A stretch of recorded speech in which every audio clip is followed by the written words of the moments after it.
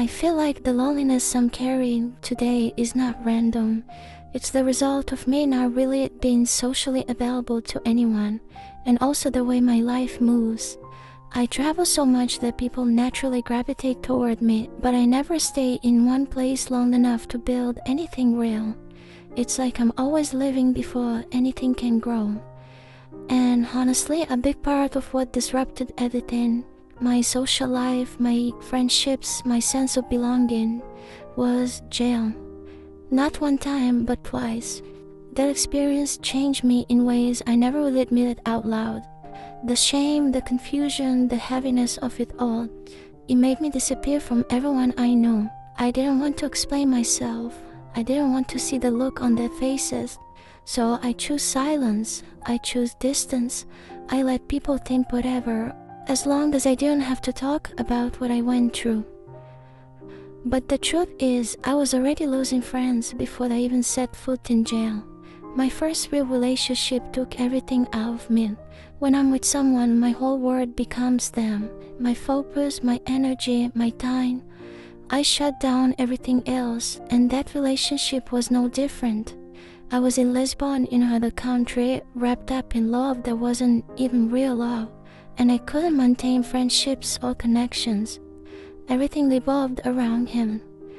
Then jail happened. I got out and I started chasing money, chasing survival, chasing some version of a future that didn't feel stable. I kept traveling because I had to. Then I went to jail again, and after that, the travel ban came. Months of being stuck, sitting with myself, with consequences, with silence. It was a dark period, the kind you don't forget.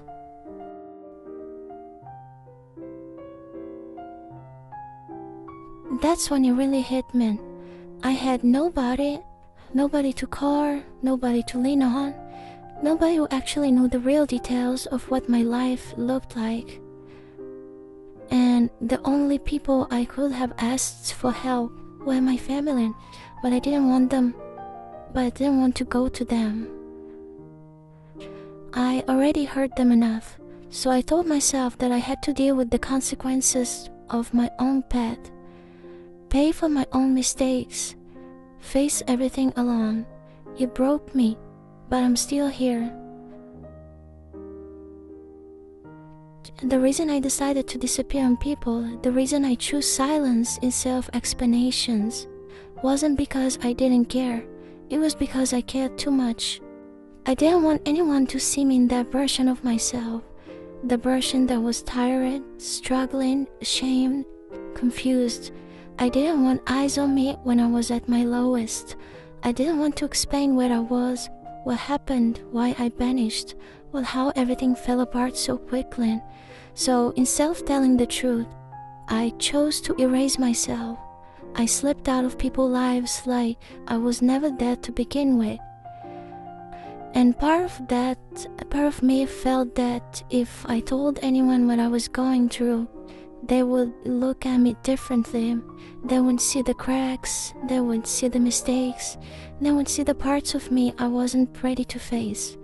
So disappearing felt easier, cleaner, safer. And I think another part of me felt like I deserved to be alone. Like the consequences of my actions were something I had to hold by myself. No shortcuts, no comfort, no easy way out. My pride played a role too. That stubborn part of me in that world rather walk through hell alone than ask anyone for help, even if the help would have been simple for them. I always had this belief that I needed to look strong, stable, successful. I always wanted the world to see me like I had control, like I had a good life, like I was living above everything. I would share the wins, the travels, the luxury moments, and hide the pain, the chaos, the nights I didn't know where I would sleep. So the reason I decided to stay silent, to vanish, to walk alone, it wasn't because I had nobody. It was because I couldn't handle being seen in the moments I didn't even want to see myself. And maybe that's where the loneliness truly comes from. Not from the absence of people, but from the absence of letting anyone in.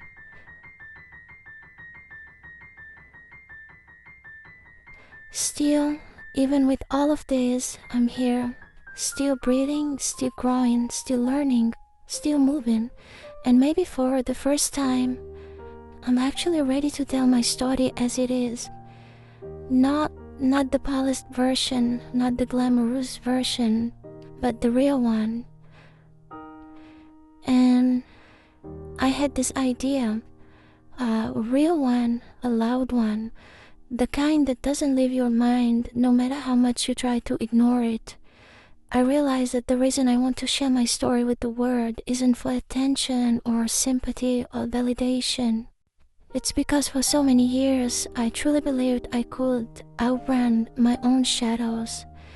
I have always had this personality where whenever something bad happens, I erase it instantly, like dragging a file to the trash and empty it before anyone can see it. I've done that my whole life. Something painful happens, I shut down, act like nothing touched me, smile the next day, and keep moving like it never existed. I never sit with it, I never really look at it. I just bury it so deep that even I can't reach it anymore. But the truth is, nothing buried ever disappears. You don't erase pain by hiding it. You just postpone the explosion. And one day, everything you pushed aside breaks down the door and comes back with interest. It took me years to understand that, and that's why I decided I want to tell my story. Because I realized that the only way I can truly heal is by finally facing everything I spent my whole life avoiding. For the longest time, I believed that one day I would meet the person, the one I would feel completely safe with, the one I could finally trust enough to tell every truth, every mistake, every dark corner of my life. I used to think, when I meet the person, I'll finally unpack everything. I'll finally speak. But recently it hit me. I could be waiting forever. I might never meet someone who feels that safe. I might never trust anyone enough to open up every wound. And I don't want my healing to depend on the arrival of a person who may never come. So, instead of searching for one single person to hold my story, I chose to give it to the world, not because the world deserves it, but because I do. Because saying my truth out loud, letting it breathe, letting it exist, that's the only way I can stop running for myself.